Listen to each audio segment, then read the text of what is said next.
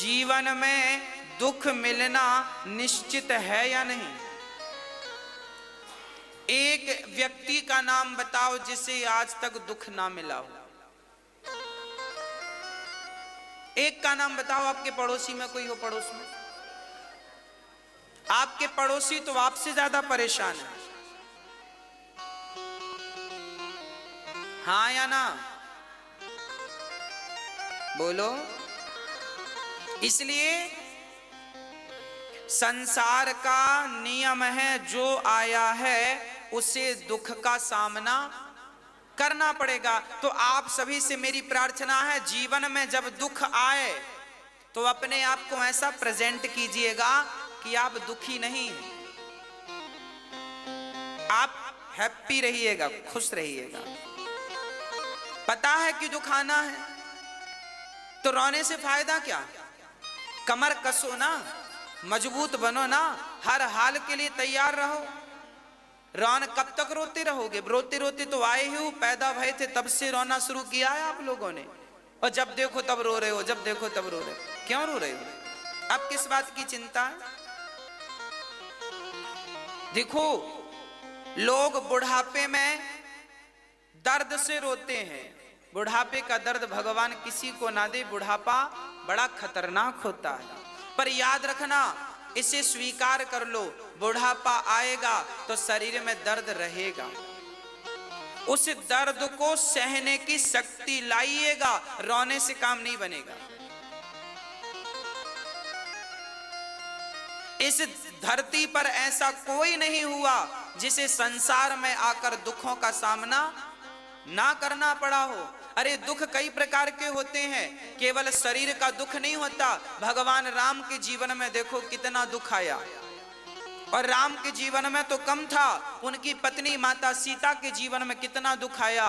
2 बार उन्हें, राम को 1 बार वनवास जाना पड़ा, जबकि उनकी पत्नी नारी जात को 2 बार वनवास जाना पड़ा।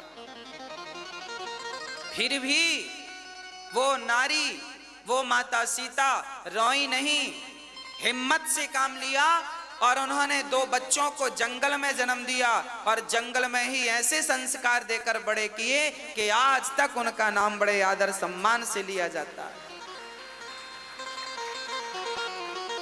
जरूरी नहीं है कि बच्चों के सिर पे पिता का साया हो, पिता का हाथ हो। अरे माँ ही अपने बेटे को लव कुश बना सकती है, माँ ही बेटे को संस्कारी बना सकती है।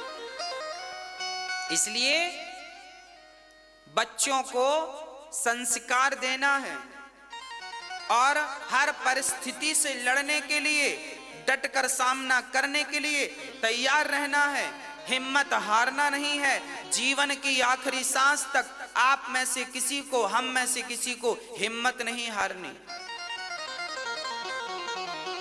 भगवान आपका साथ देंगे, हिम्मत मत हारिएगा, घबराइएगा मत, परेशान ना होइएगा, भगवान आपके साथ हैं। हाँ, हमारे भगवान भी जरा परीक्षा लेते रहते हैं, कठिन दौर आता रहता है, पर आता है और चला जाता है। कैसे आता है और चला जाता है? तो आएगा दौर, फिर चला जाएगा। इसलिए आप मजबूत रहिएगा। भाई एक बात बताओ, तूफान सदा आते हैं क्या? आंधियां सदा चलती हैं क्या? ओला सदा गिरता है क्या? बोलो भाई साहब। मैया जी ऊपर नहीं, अभी यहां नहीं ओले गिर रहे हैं, मैया ऊपर देखने लगी।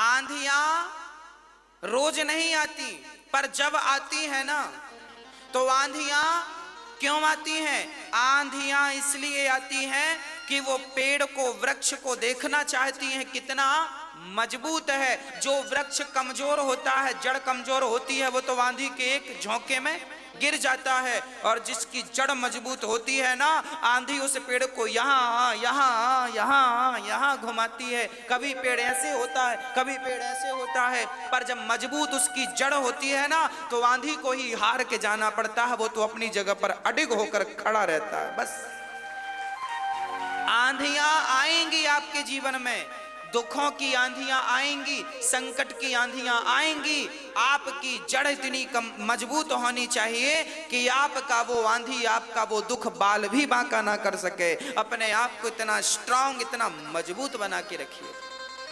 और आप मजबूत कब बनेंगे? जब आपके भीतर संस्कार होंगे, भगवान के प्रति अडिग विश्वास होगा। कौन सा विश्वास? मंत्र जाप मम दृढ़ विश्वास।